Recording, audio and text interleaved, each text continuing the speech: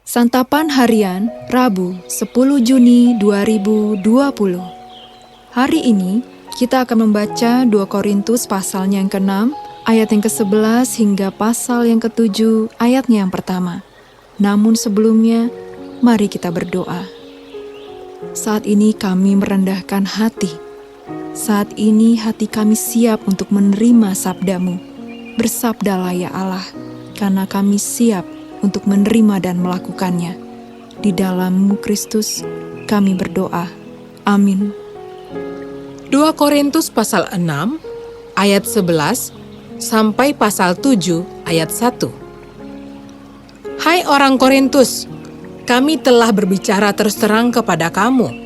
Hati kami terbuka lebar-lebar bagi kamu. Dan bagi kamu ada tempat yang luas dalam hati kami. Tetapi bagi kami hanya tersedia tempat yang sempit di dalam hati kamu. Maka sekarang, supaya timbal balik, aku berkata seperti kepada anak-anakku, bukalah hati kamu selebar-lebarnya. Janganlah kamu merupakan pasangan yang tidak seimbang dengan orang-orang yang tak percaya. Sebab persamaan apakah terdapat antara kebenaran dan kedurhakaan?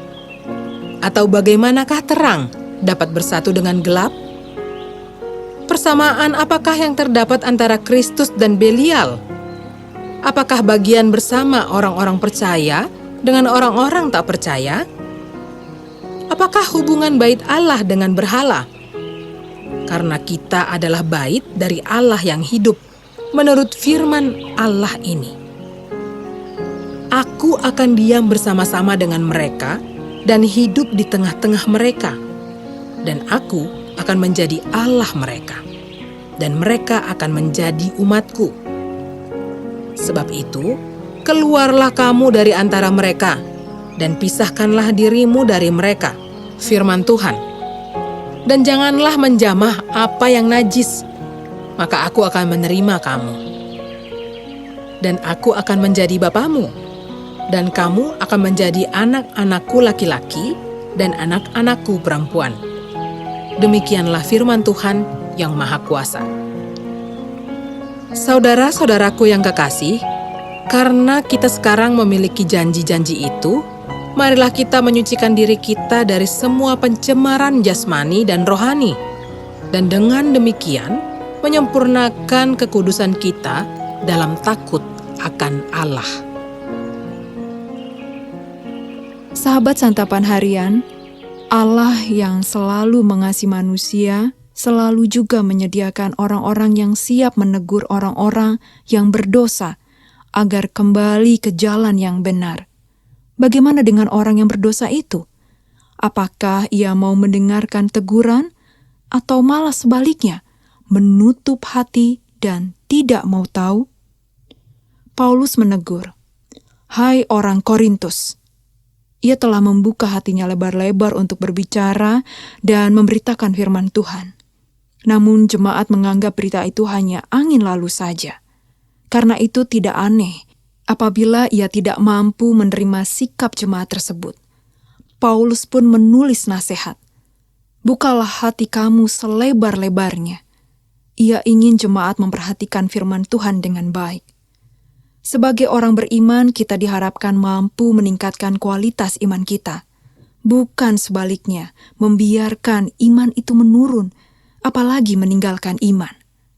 Orang yang beriman tidak akan berkompromi dengan hal-hal yang jahat. Penting bagi orang beriman untuk senantiasa menolak keinginan daging untuk berbuat dosa.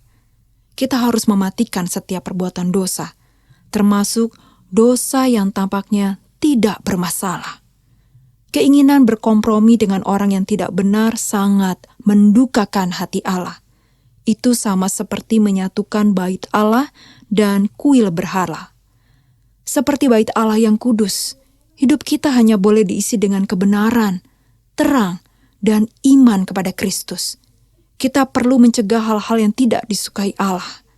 Jika sudah terlanjur terjadi, hentikanlah dan segeralah berbalik arah.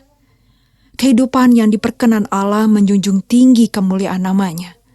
Paulus mengajak jemaat, marilah kita menyucikan diri kita dan dengan demikian menyempurnakan kekudusan kita dalam takut akan Allah. Ajakan ini memperlihatkan bahwa dengan menjaga kekudusan hidup, penyembahan dan pelayanan kita kepada Allah tidak akan terganggu oleh apapun. Hidup kita tidak boleh melenceng dari kehendak-Nya. Mari kita jauhi kecemaran dan mengikuti kehendak-Nya dengan menjalani hidup kudus.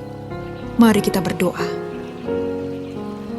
Mampukanlah kami ya Tuhan untuk setia mengikuti dan melakukan kehendak-Mu.